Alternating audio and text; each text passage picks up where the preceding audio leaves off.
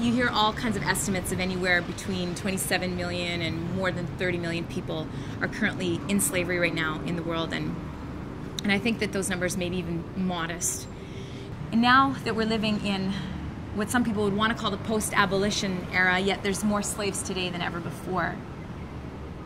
There's a sickening concept in our world where the cost of a life is a negligible thing. People are bought and sold for $3, $5, $10, and especially children. More than ever, the girl child is becoming this endangered species because it's so easy to separate yourself from a number, because a number is cold and it's calculable, and a number is something that you can write down on a piece of paper and you don't have to have any kind of emotional attachment to. But a life is not a number. And so the first time that I went to Pattaya, the reason I went there was because I heard my friend who worked with Kunam in the north, she called the whole road of trafficking and slavery in Thailand and in Southeast Asia like a dragon.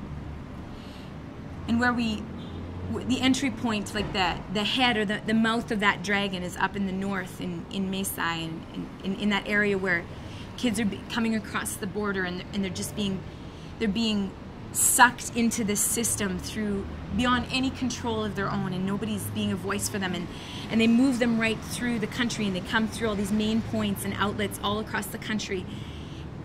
And I remember them calling Pattaya the tail of the dragon.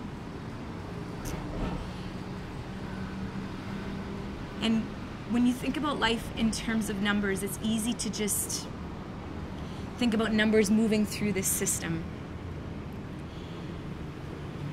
And I remember that's why it struck me so much when I got to Pattaya, because I'd just been up north with all these kids that had known freedom and recovery from the very system of what I was seeing.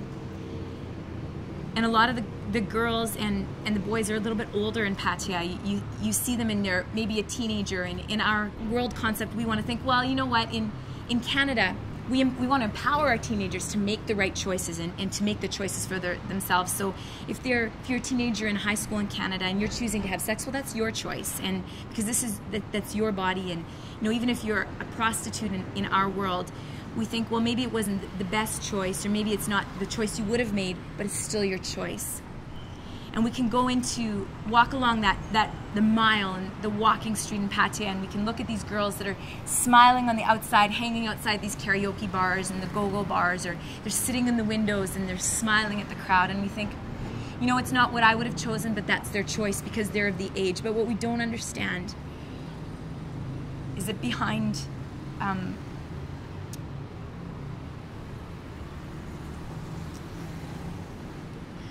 those faces and those lives, in front of those bars and in those windows, are broken dreams.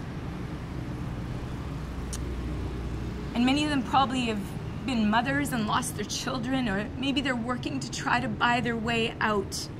Maybe they're living with the guilt and the regret of knowing that they helped to traffic other people in to try to buy themselves favor to get out. And maybe they have a dream of just being able to be a secretary, or to just be able to be a clerk in a store, or to be a mom, or just to be able to pursue something that is their choice. And I think we forget that about numbers. When we look at numbers and we want to make our decisions based on that all of those numbers represent dreams and hopes and things that are lost and can't ever be found again sometimes.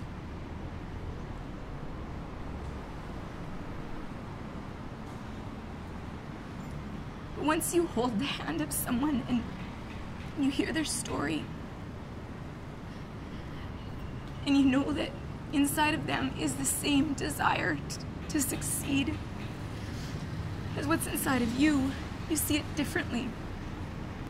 And once you've touched that life, and that life has touched you in some way, and you've made that connection,